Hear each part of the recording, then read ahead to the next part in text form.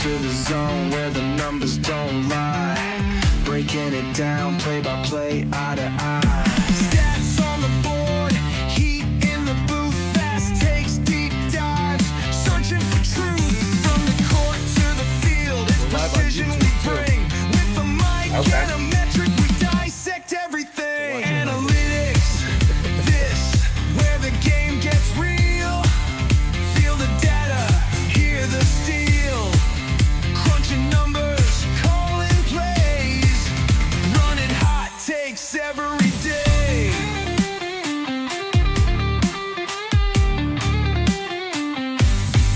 Beyond the highlights, behind the scenes, we break it down, no in-betweens. Legacy, power, tactics, and grit. If it's in the game, we're talking it. Analytics, this, say it loud. Analytics.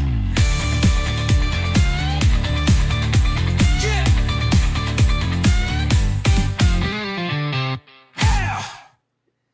Yeah. All right. Wow. Liking the new intro song. Yes. Thank you. Hey, welcome to Analytics This. I am Lou Marconi at omarconi251 on Instagram, at omarconi1973 on X. This is a part of the Stu Spark Media Network. Thank you for joining us. We are live on Facebook, YouTube, X, Twitchy, and a few other places too. Thank you for joining us. My friend, guest co-host, Steve Hemrich at Hemi44. There's a Gleam podcast with the Fanatical Elves every Wednesday at noon. Nope. Oh, we are on our own now. Oh, you went out on your own. Okay, we both left the Fanatical Elves. I'm still have a good relationship with them. Oh, You yeah. just went off and did your thing. All right, Absolutely. So there's a Gleam podcast with you, and who's your co-host? John Ryder. He's John on Ryder. X at Get the Gleam. He's everywhere too. But yeah, we've got our own YouTube channel now. It's at There's a Gleam Podcast. Facebook, There's a Gleam Podcast. On X, you just told me mine and John's. We're also on Apple and Spotify. I never felt older before in my life until we tried to do some of the social media. And it's like, how do you upload this to Apple? Thank God John's my partner because he figured it out. What's this newfangled stuff here? This internet. Right? Yes. I remember trying to explain to my father a computer, like, all right, type in www.google. Okay, where? There's a white bar up top. Okay, where? Up top. It would take him 5 minutes and he'd be like, okay, what is it? I'm like, www.google. He's like, okay, W. I'm like, I can't take this. I tell my wife, you got to help him. I don't have the patience. Yeah. So, It's tough. New technology stuff. I'm sure as we get older, there's certain apps and platforms. I'm like, no, Yeah. I'm good. we're learning. Yeah, we're learning. John did a lot over at Fanatical Elves with, getting the shows up to the different platforms, and it ain't easy. No, it's not. No, but it's work, but it's rewarding work. So, hey, thank you guys for joining us.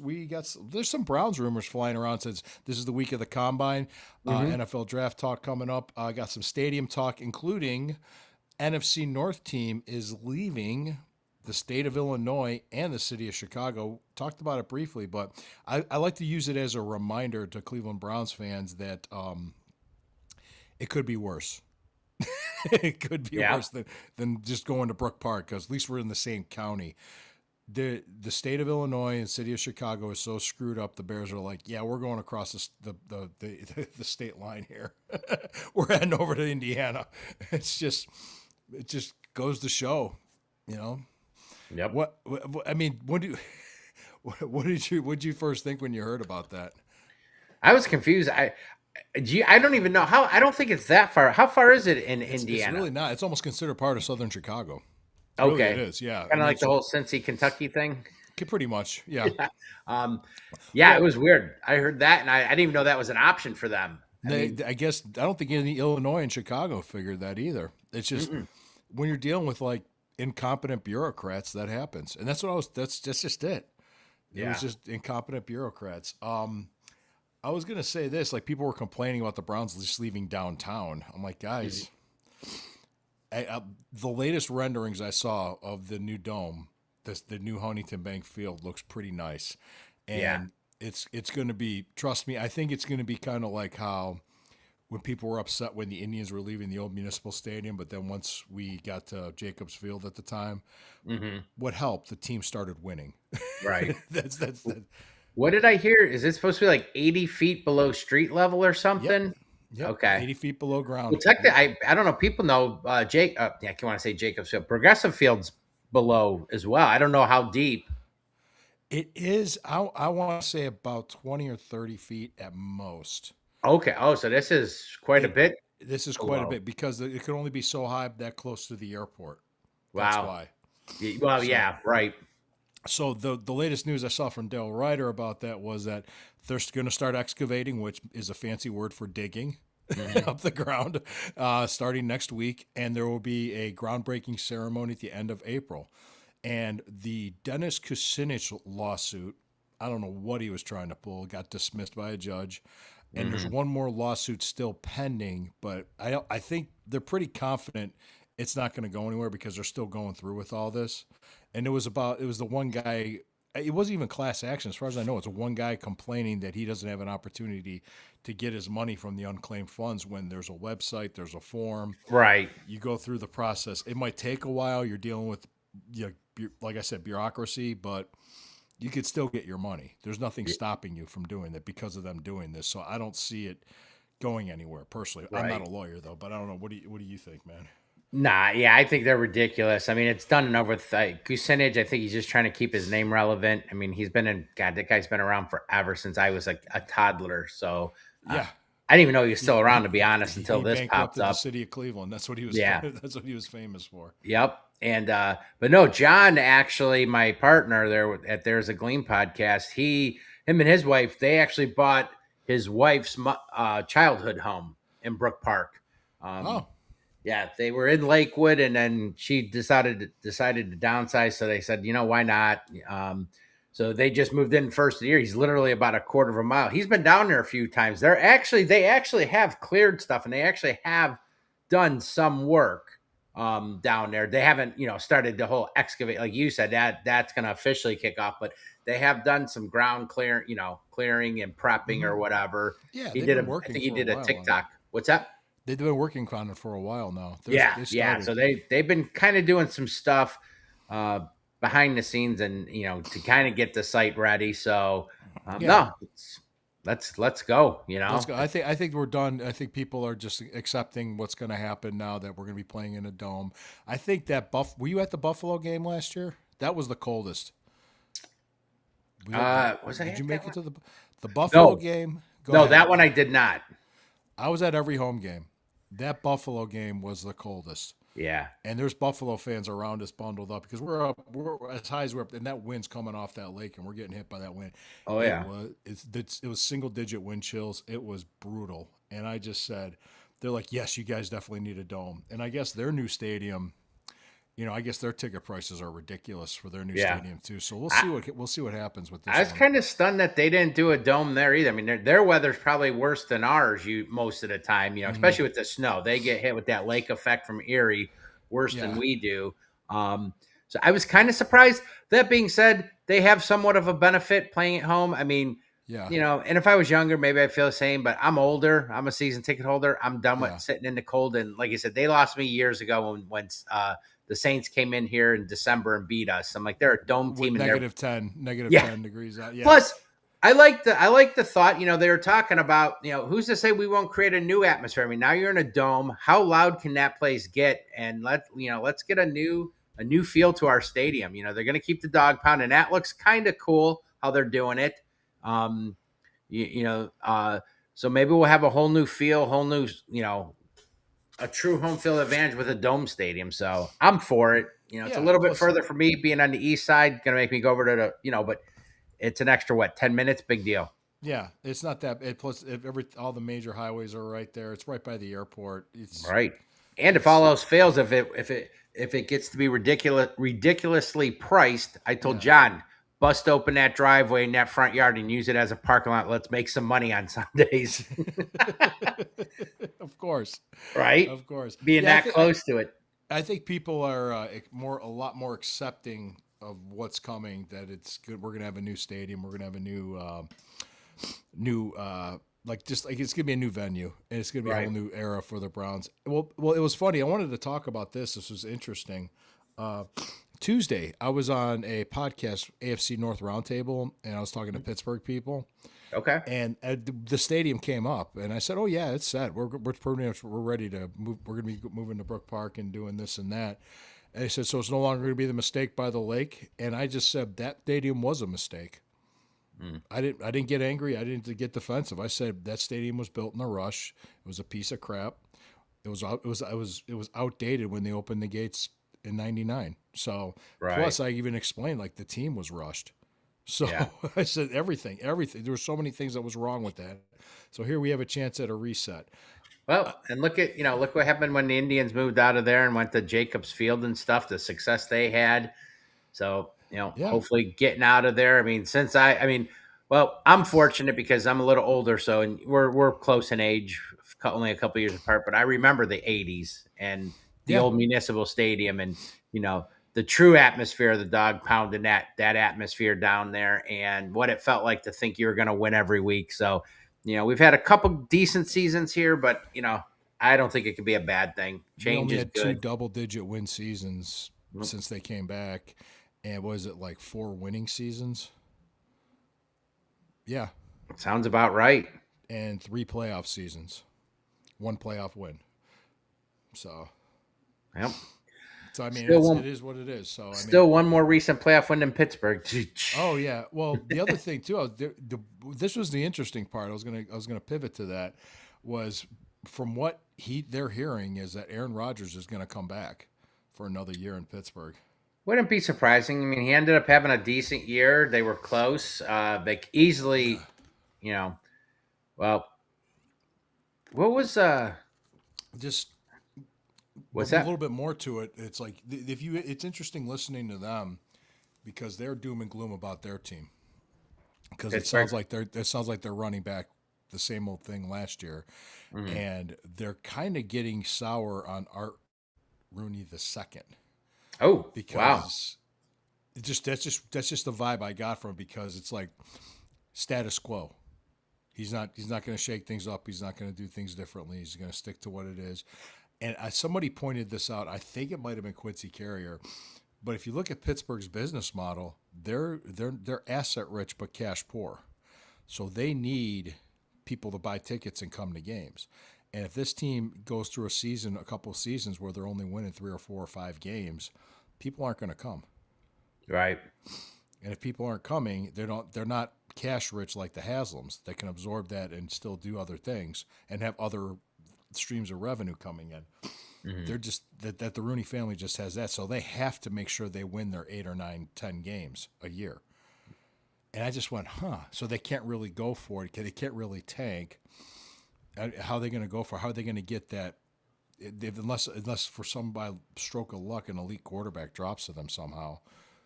I mean, and that's not easy to find, especially in the draft. If you're picking like 18th or 20th. So No. it's not. But that was just interesting. Plus, from their point of view, they don't think Baltimore's a threat. They don't think Cincinnati's a threat. Wow. Yeah, it's just what they were saying. I don't think Cincinnati would be a threat. Nathan Zagura had said something interesting this week, and it's if the Browns fix the offense well enough to be like a 16th ranked offense in the league with this defense, they could challenge for the division. Sure. I agree. Yeah, I agree too. We watched this defense last year. They had 2 bad games, Tennessee and Chicago. Oh. That was it. And actually, we won 5 games with like a god awful offense. Yeah. An offensive line that I don't know how they did it. Oh, one other point. They're making a big deal about the overhaul of the offensive line, and they're saying never before has all 5 starters been replaced since 1970 or whatever. Opening day, the starters were DeJuan Jones at left tackle, Jack Conklin at right tackle, with the left guard Joel Bitonio, Antonio Teller. right guard Teller, and Ethan Posick. So it's very possible, based on what Andrew Barry said, that DeJuan Jones will be back, right? Mm-hmm. So if he plays, does that still replacing all 5 starters? I'll be honest. I mean, the kid's got potential, but I wouldn't feel confident if we're going in with him as the starter. At right tackle? Yeah. Or if that, we better have somebody ready and waiting because, I'm hearing, what's that guy, Rasheed Walker from the Packers, yeah. the free agent? I think they're going to Yeah, sign I've heard a him. lot about him. I don't know if I'm high on him. He seems he's kind of one dimensional. I don't know if let's be honest. These guys are going to get sick money. Is he worth it? I mean, I don't know. I don't know a lot about him, to be honest. But No, neither do I. I don't know. I mean, I think they're going to come out of the first round with a starting offensive tackle in the draft. I think they're going to free agency and trade for 2 other offensive starting. We'll see. They'll plug in DeJuan Jones maybe at right tackle to start. Yeah. But If he's healthy. Yeah, if he's healthy, he's fine. But he's just so big, that might be a detriment to his health because of his size. He's having such a hard time staying healthy that they better be ready. Yeah. I mean, I would have staked my life on it that I fully expected them in either one way or the other to go offensive line and wide receiver in these first 2 rounds. But I don't know. All the whispers you're hearing out there, it wouldn't shock me now if they did go defense. If a certain player that they liked at 6 was too good to pass up and say, you know what? The only guy I'm hearing that they would do that for is Caleb Downs. That's what I heard, but I'll tell you what, there's some Ohio State players turning some eyes with some some of the Styles, Sonny Styles, yeah. Sonny Styles looked good with he ran I had it here 4.46, and then now he's nowhere near a first round pick, but Lorenzo Styles really turned some heads today, and I haven't watched all of it. I had a busy day at work, long day. So I'm gonna go back and watch everything, but I heard Lorenzo Styles ran like a 4.27. Fastest safety in the draft, and I think fastest player so far. Now, of course, the running backs and receivers are all going. I think it's tomorrow. So that could change, but I mean, I didn't know he had it in him. And then Arvell Reese. I mean, everybody's got him going in the top 5, and that's the one I'm starting to wonder, would the Browns seriously consider? He ran a 4.46. Now, I hear he's more suited for the 3-4 style defense. And if they go, we're more of the 4-3. And if that's the case, is he a little undersized? I think he's only about, what did they say, 241 pounds or something. But around there, yeah. Yeah. But, man, these guys got some speed. I mean, Ohio State, they get the players, don't they? Yeah, they do. I mean, they're just reloading. That's what they do. Yeah. I think it's interesting too. What do you think about the possibility of a trade down? I've been hearing rumors of that too. I told John this on our show that I thought this even before the season ended. I thought it last year. I'm fully expecting the Browns to trade back. I think Andrew Barry would love nothing more than to recoup those 3 first-round picks. So, we got one of them back last year with the Hunter trade. Might be a little bit more difficult because you're not at 2, you're at 6. And is there a player that's a team would just absolutely love? I know you probably saw where somebody put out there, what would you do this trade? Dallas gives you the 12th and the 20th. 20th for your 6th and like 39th or something. But I kind of expect them to trade back for some reason. It would not shock me. It might shock me more if they don't. It depends on what they get in return and what it turns out to be. Well, that's true. But everything I'm hearing next year, especially for quarterbacks. Now, this is supposed to be a pretty good receiver class. I don't know if it's got the Jamar Chase type receivers, Hall of Fame type, but everybody said this is a pretty good, versatile, deep receiver draft. But next year, quarterback and wide receiver, they say, is through the roof for, at least that's what they're projecting. That could change. But if they took Carnell Tate at 6, I wouldn't complain. No. I don't think anybody would. If they took Caleb Downs at 6, I don't think anybody would complain. Or what was that tackle from Miami that did really well against Ohio State? Yeah, I can't always butcher that. I can't pronounce his name. Starts with an M. Yeah, he Mananoa, I think his name was. I think either him. I mean, I think those three options, or even if they trade back, and Dallas has two first round picks next year. Dallas does? Yeah. What if Okay. they try to load up on picks for next year since they already got two this year? Yeah. Say hey, look, we'll let you trade up from 12. We want your 12th and your next year first from Green Bay. Yeah. And see what they say. That way we'll have 4 first round picks in 2 years. I mean, I definitely wouldn't be opposed to it. And maybe they could swap, If I don't have to have 2 first round picks this year, considering that we have one. We already have the 2. But if they could stay in that top 15 and get another pick for next year, yeah. I don't think I'm opposed to it. I'm a little worried. The only thing that I don't like about this draft, and I think it's a decent draft for linemen, but there's not that true left tackle, top of the draft left tackle in this. I mean, both the top guys, Miami and it's the other one from Utah, they're more right tackle guys, I thought. Yeah, they could be. I think that a lot of measurements are still coming in, whether or not they have the wingspan. I'm hearing all kinds of crazy stuff. Right. Yeah. So I'm a little worried about that. I mean, but then again, we have so many holes on that line. You need a lot of help depending on who stays. They said Luke Whippler's going to be back too, and they said Quinshon Judkins will be back by training camp. Yeah, that's a big one. Getting Quinshon Whippler. That injury happened late in the year, so but he said that though. That's what Andrew Berry said. I'm just basing on what he said. Oh yeah, we played a couple clips during our show of some of the comments. When he first got there earlier in the week, get the comment. There's 2 interesting things he had said. He kind of liked how Chicago modeled their team and their line. It's kind of a combination of developing some players, free agency, and draft. Which, I mean, I guess that sounds like a no-brainer, right? You got some guys you develop, you draft some, maybe sign a free agent. And they asked them. Some people were reading a little bit into this. They asked him, how many offensive line rookies are too many? He's like, I don't know if there's a number. Basically, paraphrasing, he's like, I don't know if there's a number. If it's, who do you say? Tristan Wirfs. I forget the other player. I think Penny Sewell and Linderberg. Then that's not too many. And of course, everybody lost their mind when he specifically mentioned Baltimore center. At one time, I thought maybe we could possibly go after him, but I don't think the Browns are going to go after him. Do you? Maybe I think that that contract amount's inflated. Yeah, I think they can go after him, but I just think that a lot of that stuff's inflated just by media people. $80 million. I'm like, oh, geez. You know what I mean? You're just doing these crazy numbers. Another thing I don't think they're going to do, and I've heard people mention this because one of the Pittsburgh people asked me this, and I answered it right away with no hesitation. They said, are you happy with your quarterbacks? Are you satisfied with your quarterbacks? I said, no. Yeah. No, we're not. I mean, we don't get me wrong. I like Shedeur. I think he's a good kid. But is he a franchise guy? I don't think so.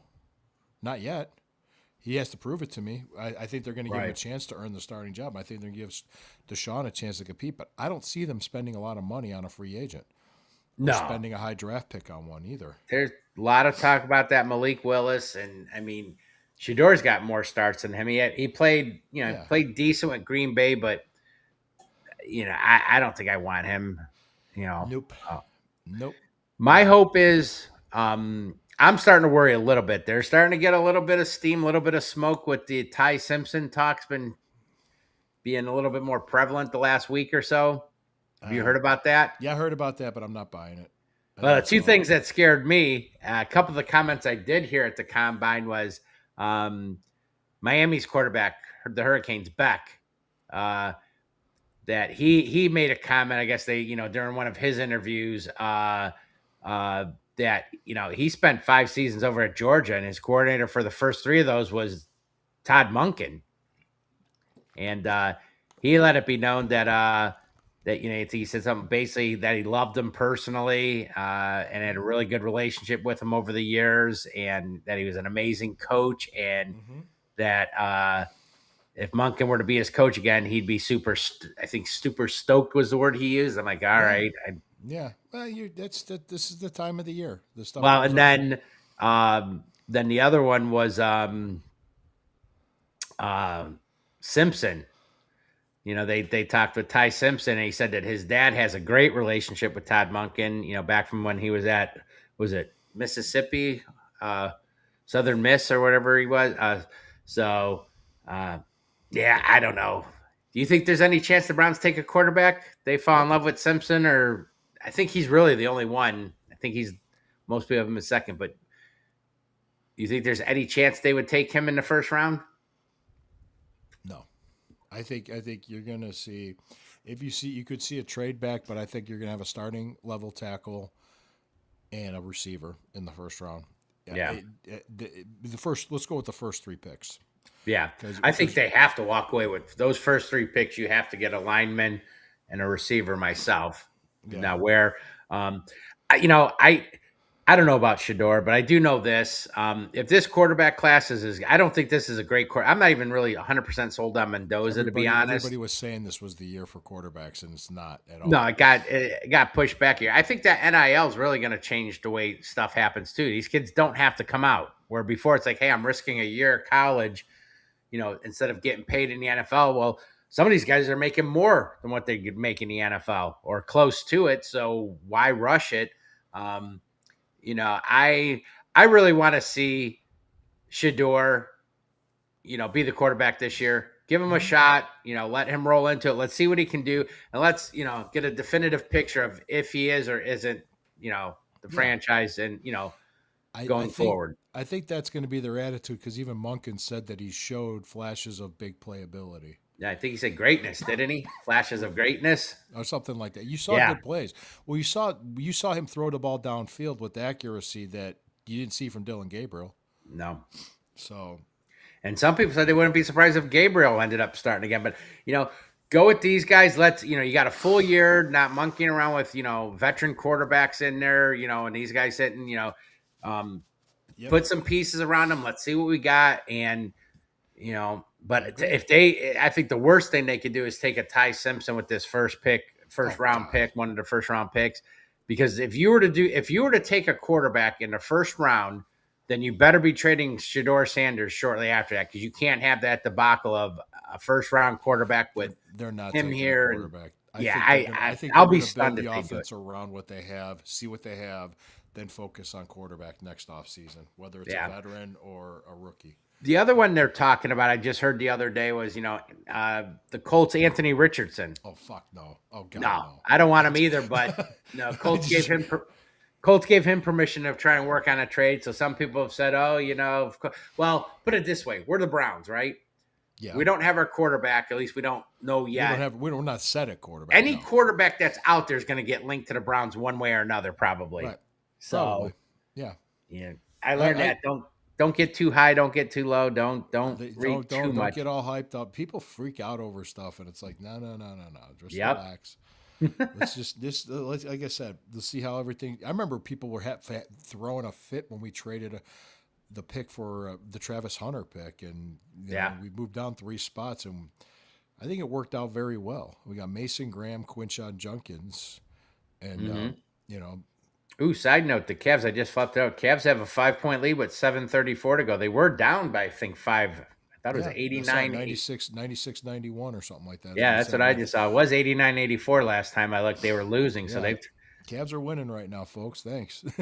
Right. So it was funny. I was taping the Sunday Stew Pot with Corey last night, and I was talking about pierogies and fish fries on Fridays, and he had no idea what I was talking about because he's from Philly. And they don't do that there? Well, not fish fries? Not like, I don't know there's that many Catholics that are Polish. Wow. Not many Polish Catholics. I mean, I'm just sitting there thinking like, it's Lent. Yeah. That's what if there's Friday, they're everywhere, man. Do you guys do the fish fries? We have. I haven't done one yet this year, but we have, yeah. We did last week over by me on the east side here at Cleveland. There's it's Regovich Catering. They do a really good job. It's a little bit pricier, but the quality's there. It's like $30. Oh, okay. It's an all you can eat, but I mean, it's, I wanted to hit it first. It wasn't as busy as I thought, but they do a great job. It's, salad bar, homemade clam chowder, 2 different types of fish. They do the fried fish. They do a baked fish. They do homemade pierogies, cabbage and noodles, mac and cheese. I'm missing vegetables. It's Keep talking about food. right. No, we didn't do No. we didn't do it today. I'm trying to not do the no meat on Friday thing. Although I don't know if that's just a Catholic thing. I don't know. As far as I know, well, Lent's Catholic. You could do anything. No, I mean, Ash Wednesday isn't just for Catholics, though. There's right. No, Protestants that do Ash I Wednesday. thought the whole Lent thing was a Catholic. There's more other religions that do it, but there are some things that are more Catholic driven. It might be meat on Fridays. I could be wrong, Yeah, but well, the big thing between Catholics and Protestants, it's the authority of the church itself. I mean, we won't have to get into this, but right. because Protestants don't believe you have to go to a priest to confess or be forgiven, and Oh well. Okay. they don't believe. There's just certain, and there's certain uh, denominations of Protestants that believe different things. Because it started with Lutherans, and then they went off and did a bunch of different other things. And it branched off to all these weird, not weird, but just different denominations Right. and stuff. It's just like you can't even keep up. It's like, huh, what? So, yeah, but no, Catholics. The big thing with it's a lot of sacraments and traditions are done through the authority of the church, and that's mostly what it was between Protestants and Catholics. That's all it was. Okay. They say, why should we have to go through the church when we go directly to God? That's pretty much what they're saying. I And got then, you. Yeah. No. I think, but then Orthodox, that's a whole different conversation. Because Is it? well, yeah, because they split the Orthodox and Catholic Church split about 1,000 years ago, and the Eastern Orthodox they use a different calendar. They're more strict on the tradition of using the old Julian calendar, or we use the Gregorian calendar. They have a different Easter. Okay. So it's their masses back then were done in Greek, while the Catholic masses were done in Latin. It was just a totally so. And they also, when they do the sign of the cross, they do it this way versus doing it this way. The other way. Okay. Yeah, Wow. that's some differences, but I think it's Who because knew it's the Lucy- role what they believe in the Holy Spirit. It's like with their role. Well, who knew I knew all this stuff? Is that Yeah. what you're saying? Yeah. I just Well, like no. talking about fish frying all you can eat. Yeah, fish fry and all you can eat fish. Well, I think Orthodox do honor Lent. They do that. But Yeah. it might be at a Yeah, different there's time. like I said, there were more when I looked into it, not as in depth of you, but when I looked into it, Yeah. there are definitely more religions that do the whole, Oh yeah, fish, fish fish on fry. Yeah, it goes Yeah. just back in ancient times because meat itself was considered a luxury, and got fish you. was very common back then because it was a common source of protein. My wife and I. The other thing was, giving up something for Lent. We haven't. When I was first a kid, I went to Catholic schools. But So did I. I went to St. Stop. Thomas More. Yeah. yeah, I stopped going years ago. Not a practicing, Yeah. whatever. But Go to St. Anselm in Chesterland. So okay, yeah, I didn't know if there was, what's the whole deal with giving something up during Lent, and I it's botched that. I'm like, you know what? Why not? it's about No matter what. sacrifice. Yeah. It's I like told my wife, I'm like, no matter what religion you're on, I'm like, all right, it's a way to show, whatever your beliefs are, not to get religious or political. no. but- This isn't a religious show. We're just talking about fish fries. It's what's came like why it came from where. And But it was so funny, Yeah. dummy me. I'm like, all right, I'm gonna give something up for the heck, try and do something. So Yeah. I'm like, do you remember one of my the movie favorite.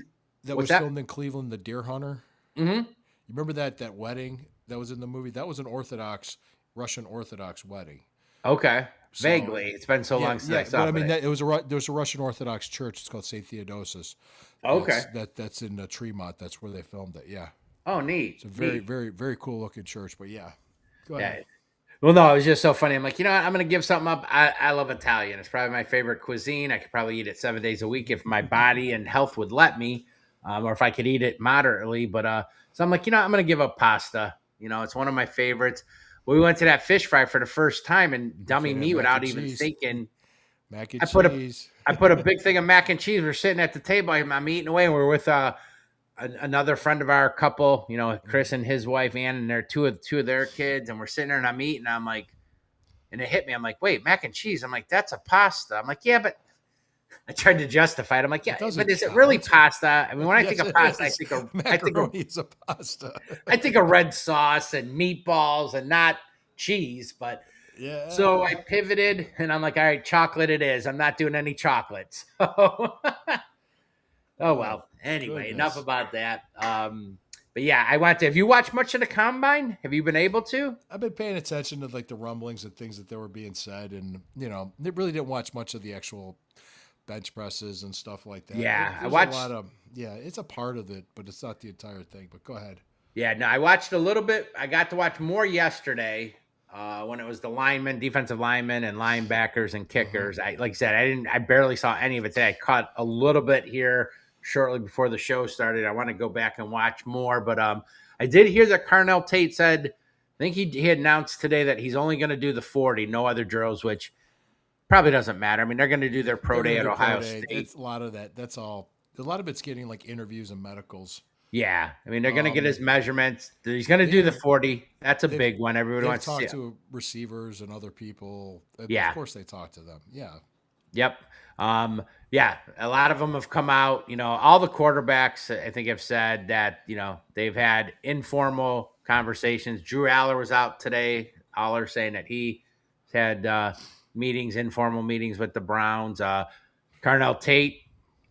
He said that the Browns have talked to him. Yeah. That he's talked with the Browns. So pretty much everybody you would expect. Mm-hmm. So, which is good. That's good. No, I like that. I mean, they can go in different directions. It all depends. We won't know what the right thing is maybe for like another 2 or 3 years, but right.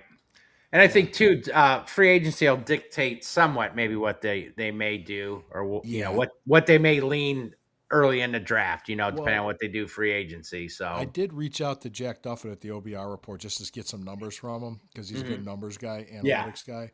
He can't do an interview because he's just completely busy with his family and stuff. But he sent me some information saying that he estimates $70 to $100 million cap space for the Browns to use. What did it go up like? Wasn't it like over 30 million? It's been raised for this upcoming year for one, right? Yeah. Plus, they're going to redo some restructures and moving some money around, which they can do it. They have the flexibility to do that with Haslam being cash rich. Right. Can do that. 193 at 5:58 to go. Cavs are up. Oh, nice. And one thing I'd like to see, I've been waiting for it. And, last year, most of the year, he was always inactive. But I've been slightly disappointed. I've been wanting to see more of Zach Zinter. I was actually kind of high when they took him. Yeah, because I don't know. It's just he just has. I don't know what's going on. I don't either. He's with healthy scratch. He was inactive. Yeah, and somebody said something before with what they have to keep and the versatility of some. You just can't activate them all during the game. I'm like, okay, that kind of makes sense. But I really thought he was going to be the heir apparent to either Bitonio or I thought Bitonio before Teller. I thought Teller may have an extra year or two. But I was disappointed. I haven't seen more. I mean, coming out before he got hurt, and I think wasn't it the last game of the year against Ohio State he got hurt? He broke his leg. Yeah. I mean, most people had him at worst like a second round pick. Yeah. He was for that year he was their best offensive lineman. So I've been kind of hoping. I kind of thought maybe we had at least one of the guard heir apparents on this roster, but I don't know. We'll see. Whippler can start. He's quality, but I don't know if they're gonna want to rely on him to start, rely on Zinter and rely on DeJuan Jones with those three guys. It's a lot of young guys. I mean, he still have Levens. A lot of hurt guys and unreliable. So meaning health wise, he also mentioned that he sees a lot of like needs being filled with free agency and trades. Before the draft. Well, they said he did make a comment. We played that clip, one of the clips, the thing that they're going to be more active, more aggressive this this free agency than last year. But they're not going to be all in to try to win it all. Yeah. He said maybe next year might be the year where maybe they're all in, but he did say that he plans on being more aggressive this year. So I'm excited to see what happens. Like I said, I would fully expect some linemen, maybe an alignment or two to get signed. Maybe the guy, the Green Bay kid that you said. I don't think they want to start more than 2 rookies on the offensive line this year. Ideally, I would say no. I'm trying to think. Did we? No, Joe. Because I was thinking when Joe Thomas, when he first started, Alex Mack was a couple years before him. No, a couple years after. Or after. Mack was under Mangini. Yeah. Yeah, 09 or something. 09, 10, 11, wherever it was. Well, he was Mangini's first draft, I think. Yeah. And I remember people were less angry. Well, people were mad because we took Robisky in the second round. I remember, listening and just. Was that the same draft with Matthews or no? I don't think so. Clay? I'm not Clay. Yeah, his son. Remember when they had Cushing and uh Yeah, I think you're right. I think you're right. With people expecting us to take Malaluga too that year, and we didn't. He dropped pretty far down. He didn't right. really do much in the NFL. 103.95 with 440 to go. Cavs. That's what I got. Okay. All right. Yeah, that was the one that we trade. Well, that was the year. Okay, I had to pull it up real quick, Yeah. and it was Clay Matthews. That's what I rated me. The Well, bloodlines. there's a. Made two. What's Go that? ahead. It just. I remember that year going. Well, Matthews shot up the board. I mean, most people, before the season He went to started, Green Bay. He went to Green Bay. yeah, but I mean, we passed on him. That was the year we had like the 5th pick, and we traded with the Jets. They moved up to get Sanchez, so we moved back, and I don't know if we moved back a second time, and then we ended up Yeah. taking Alex Mack. But I just remember going, Clay Matthews is there. I mean, it's Clay Matthews' son. How perfect would it be, to have him, these bloodlines, playing, Yeah. and he turned out to be phenomenal. I mean, Mhm. Anyway, hindsight 2020, but yeah, that was the Yeah, year. I mean, that's so long ago. I don't even worry about it anymore. I just no. I kind of look at it now.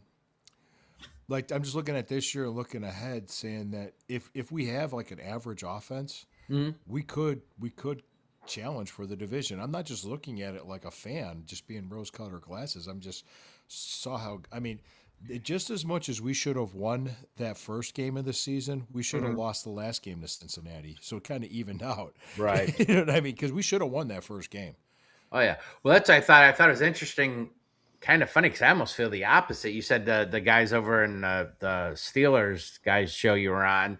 Um, you're looking into it. I think Baltimore's got major question marks. You got a whole new coaching staff regime. So, do you know what to And expect with their them? defense is not elite. They're not an No. elite defense at all. They're gonna, And if they lose Lamar Jackson, they were 1-5, 1-6 without him. So yeah.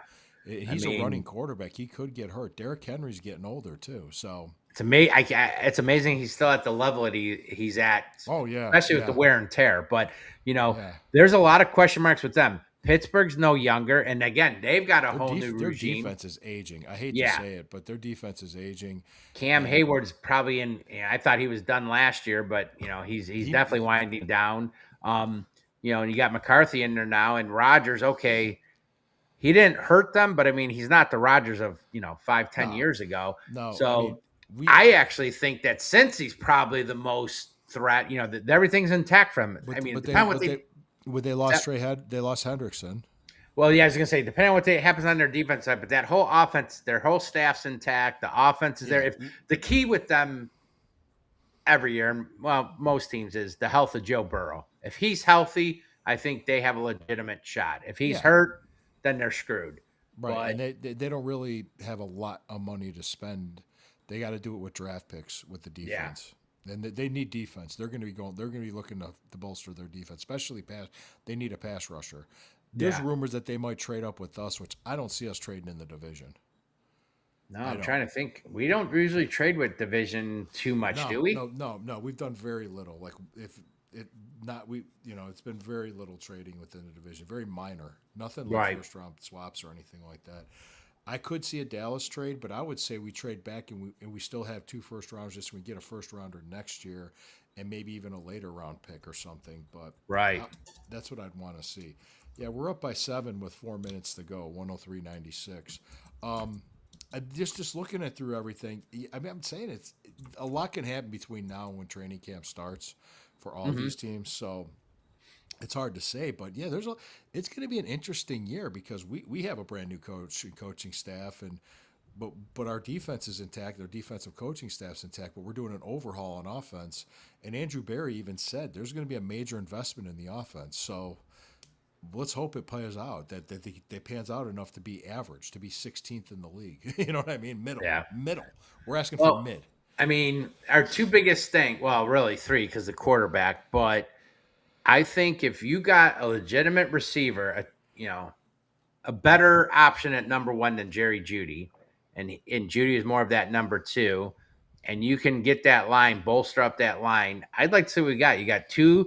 Actually, I like all the running backs. I like Sanders and the 2. Who was the other guy that was with him at the last game? Sanders and not Williams. Dylan Sampson. No. Remember? Oh shoot. You mean Raheem Sanders? There's. Yeah, I know who you're talking about. I like both of those guys. I mean, you got Judkins and you got Sampson. Those are your top two, with Judkins being number one. I like Sanders a lot. I hope he's on this team next year because he looked good at the end of the year. He was running as good as any of the other guys. So I hope he's our third back. And I want to say Williams, but I'm wrong. No, I'll get it. I got to pull up the stats from the game. So let me go ahead and pull that up while we're talking here. Go ahead, keep talking. I was trying to see but yeah, no, they've got some pieces. I mean, I think if it's Shador, I would think he could play decent. You know, but if you add a receiver and bolster up that line, that offense instantly. So I mean, Fannon's got another year of his belt. He's a big part of this future. I'd like to see Tillman. Travion Williams. It was Williams. I thought. Oh, that's right. How did I forget Travion? Yeah. I thought it was Williams though. I like both of those guys. They both look 5.1 yards a carry in that game. So and Sanders looked great. So Cincinnati's defense without Trey Hendrickson sucked. I mean, it was terrible. And it was decent with him, and he was a good pass rusher, and he's gone. He's pretty much gone. So they're going to draft the pass rusher that they can get. Right. Yeah, they should definitely go. You would think they're going to go at the top, heavy on defense, but I mean, like I said, if Burrow's healthy, to me, they have the most stability. It's just they're big. I mean, but getting back to one of your points you mentioned earlier, not that good either. But they got good receivers and they got a good quarterback, decent running back. But they're offensively. They're good. They're the opposite of us. They got a good offense, but they got good offensive skill players. That's for sure. I was going to say this too. Our defense does a really good job against their offense. Yeah, for some reason, Miles has pretty much owned Burrow. But yeah, for some reason we have Burrow's number, which go figure. But the funny part is that our defense scored 14 points in that win. Mm-hmm. We had a pick six with Devin Bush, right? And from a tip ball, and then a fumble recovery for a touchdown. I'm trying to remember who ran that back. Was it Delpit? No, I think he caused it. Ronnie Hickman? No, I think was it Delpit that caused the fumble? It might have been. I'm trying to see. Let me see. I'll tell you right now. Hang on. It was the defensive back guy that scooped it up. Hold on. It's kind of all these difficult questions. Hang on, no. Jerome Baker ran it back. For a touchdown? Yep. I'm looking at the stats right now. Okay. Yeah. Oh, you know who it was? Huh. They got the touchdown. Hold on. I'm going to make sure I got this right. No, hold on.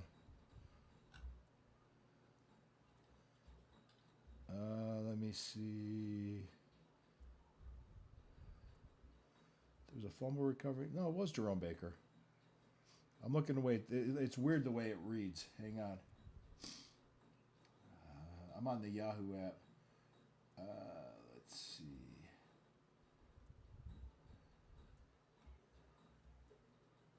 For some reason, I thought Delpit caused that fumble, but Delpit probably did cause the fumble, but it was a. Or is that the special teams he did? He did. I thought. Maybe I'm thinking of the special teams. Because wasn't there a turnover with special teams that he did for that game? There might have been. Hang on.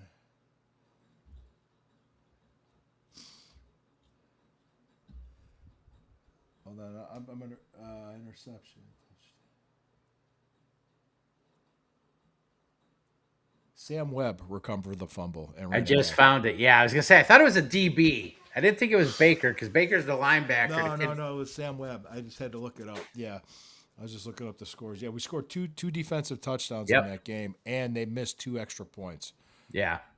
So, and plus they had a failed 2-point conversion, and they tried to tie the game. Oh, yep.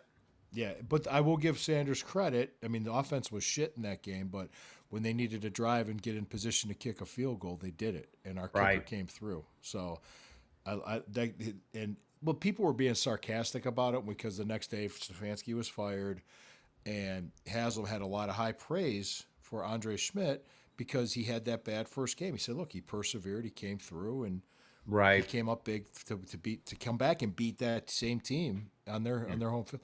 And it was a great. I mean, he actually was right. He says, some of these these guys on the radio, oh well, that's his new favorite player now. I'm like, shut up, just shut up. That stuff I hate. That's that Right. garbage. That's just like no, that's not what he was saying. You guys are being assholes. All right, 2:11 to go. They're up by 4, 107 to 103. So let's see how this Cavs goes. are. Yeah, 156, 107 to 103 Cavs. So yeah, like I said, there's a lot that can happen between now and the end of the season, or the end of the end of the off season, I should say. Right. So I would say I don't want to make any predictions because the schedule hasn't come out yet. Because the beginning, I was explaining to Steeler fans at the last home game, which was probably the most fun game I had. There's three great moments. There's all three wins at home. The Packers game was amazing. Yeah. That was fun. The Dolphins game was just like, hey, we sat back, we watched them blow a team out, which was nice. But when we beat Pittsburgh and we humbled the Steeler fans, it was. I was trying to explain to these guys. I said, well, yeah, we usually split with you, okay, and you guys had a bye week, and we were coming back from London. I mean, we basically conceded the game to you. We started Dylan Gabriel, so but big difference. You know what I mean? So Right. if they're running it back with that same defense, aging defense, and a 43-year-old quarterback, good luck to you guys. I'm just Yeah. saying, good luck to. I mean, you know, Right. because if you guys start losing, you get into that cycle of losing, and they can't afford to pay players and get what you want. Oh, you also saw last thing we'll talk about too. The report cards came out. What was your reaction to that? I didn't ahead. see all the grades. Yeah, Yeah. So much for them being anonymous, right? I thought they were. That didn't they got last. leaked. They got leaked. Yeah. The only thing I did hear was that. Well, no, I heard two. Didn't I hear that Haslam got a C or something, and Stefanski got a C minus, which they said was the lowest of all coaches or something. Which I I heard don't the know. Steelers got an F. Well, They I only think had I 5 did hear toilets. that the Steelers had the lowest of all. They were 32nd, so they were deemed the worst. Yeah. I don't know who the best was, but yeah, it's kind of funny that they announced that, and then bam, what, a day or two later they're coming out everywhere about all these scores. So yeah, it was pretty funny. Yeah, I know. It's just like, and it's just something to talk about. It's like, Right. and a lot of the things that the Browns are doing are going to be addressed with the stadium, and they're investing in the practice facility. There's a lot going on. It's not going to happen overnight. They know what's wrong. They know what they need to do. And we needed a new stadium for the longest time. It's the Yeah. right thing to do. All these politicians, idiot politicians, that are just they're idiots. Okay, they're idiots. And I'll bring them on here, and I'll the one article that I did that got the most likes or the most activity was when Brett Larkin wrote his article against the stadium. I wrote mine countering his points because he didn't know and a bunch of people liked what I wrote because I was explaining, and they're saying, "Well, this team's not that good." Well, why did that happen? How did we get here? Right. Because these same idiot politicians pretty much took care of the Indians, took care of the Cavs, didn't do anything for the Browns because they thought, okay, Modell's going to stay. You took away half the guy's revenue when the Indians left. You almost left him no choice to do what he did. Now, what he could have done was said, "I need this." He could have came to say, "If you don't do this, I will leave." But they didn't. He didn't do that, and he tried to pull the move off in the middle of the year, which I don't think he knew what was going to happen. So No. it's getting close. 109, 107 with 124 to go. Yeah, I saw that. Yeah, it's getting close. It was a 6-point game. Yeah. Like I said, these report cards, these rumors, the smoke and mirrors, it's all this. just don't get wrapped up into it. Just see. I know it's funny because all the quarterbacks people are talking about. The other one I forgot to mention was the kid from LSU, Nussmeyer. Nussmeyer. Yeah, that it's crazy how many of these quarterbacks have some type of link or tie with Monken. Nussmeyer said something.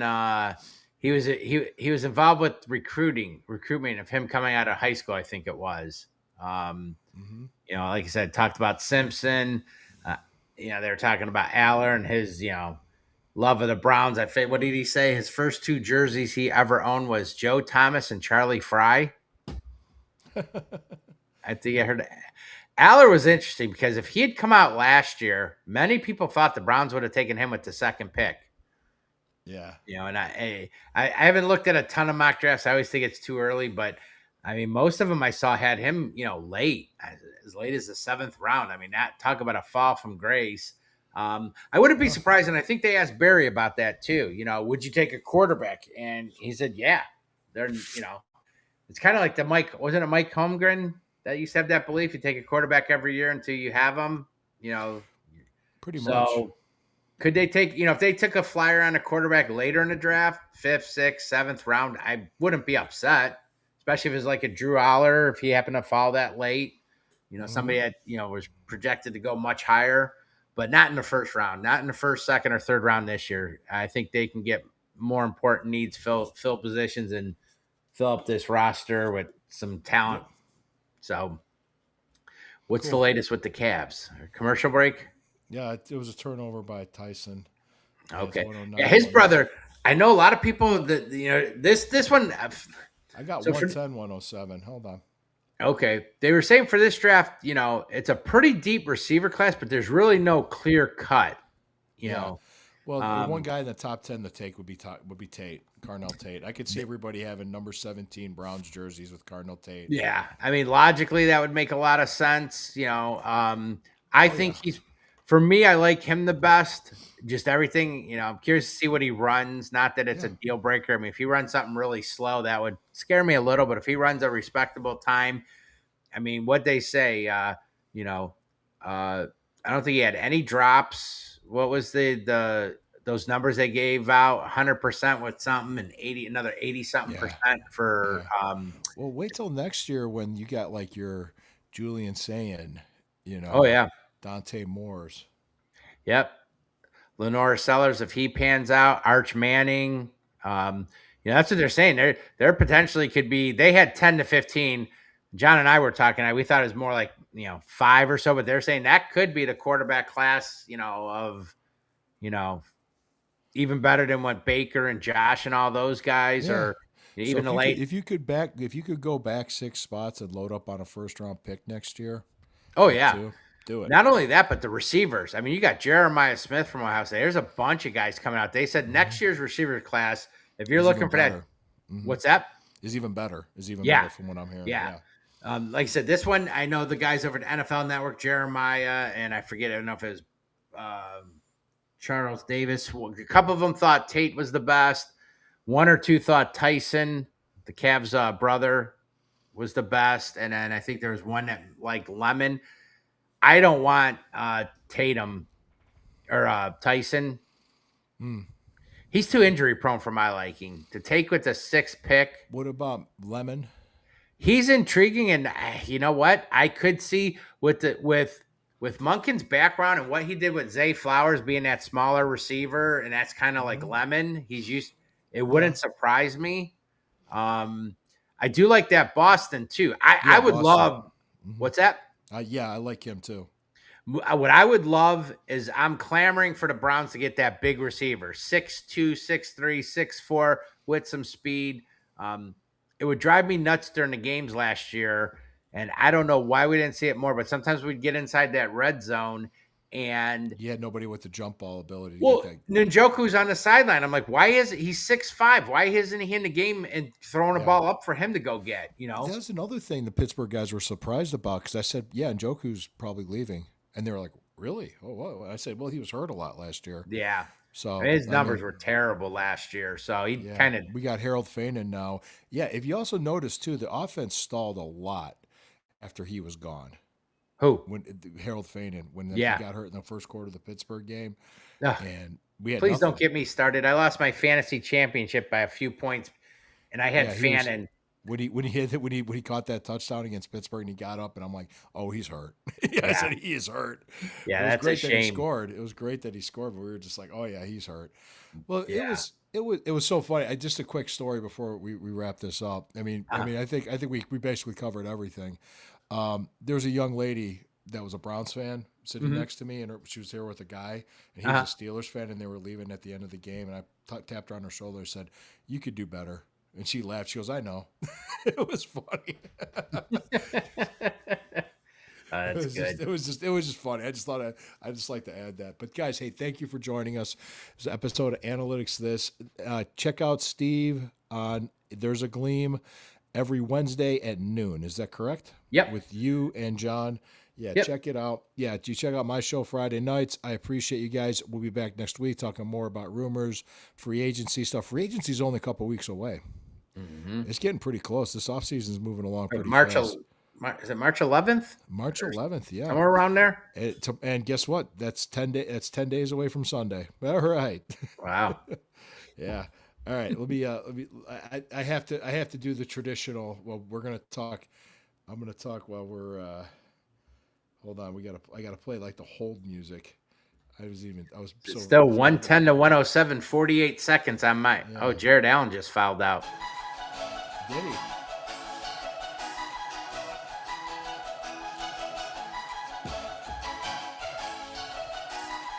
$110 to 108 now.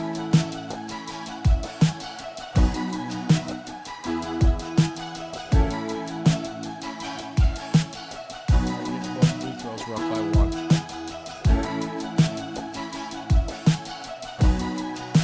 You see my finger? What'd you do? Nearly cut my middle finger off trying to cut up carrots and apples to feed deer. 112 to 109. 36 seconds to go. I don't know why Thank you for mine's joining us, lagging. guys. What's that? Mine's lagging. Every time I switch over, it like delays and I'm always behind, but I had to get live, yeah. Oh, and they're playing without Mitchell. Or Harden. Oh, that's true. Yeah, I forgot about that. Is Cunningham playing tonight for them? I don't see him in there. He might not be playing either. Yeah, he's in there. He is? Okay. 36 minutes. Wow.